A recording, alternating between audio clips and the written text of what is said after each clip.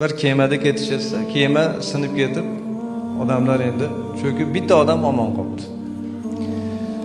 Kimsasiz orolga chiqib qoldi-da. Endi yashash kerak, tirikchilik. Kemadan hali qolgan qutgan taxtalarni olib o'ziga uy quribdi. Baliq tutib yeyishni boshlabdi. Bir kuni sohildan nariyog'iga o'tib, baliq tutib kelyapsa, bir havo aynib, yashin bo'lib, uyini yoqib yuboribdi. Uzoqdan ko'ribdi.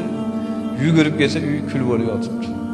Har kuni Xudoga duo qilar ekan, Parvardigor, mana shu kimsasiz oroldan meni qutqargin. Endi uy yonib ketdi.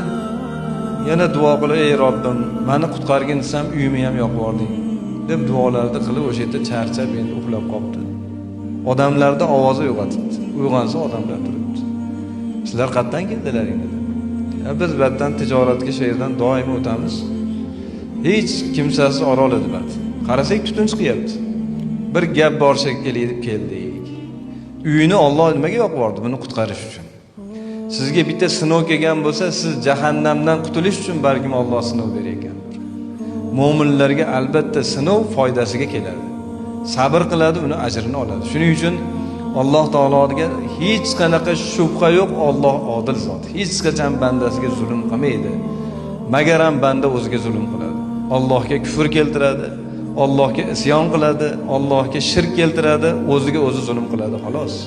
Alloh bandaga hech qachon zulm qilmaydi.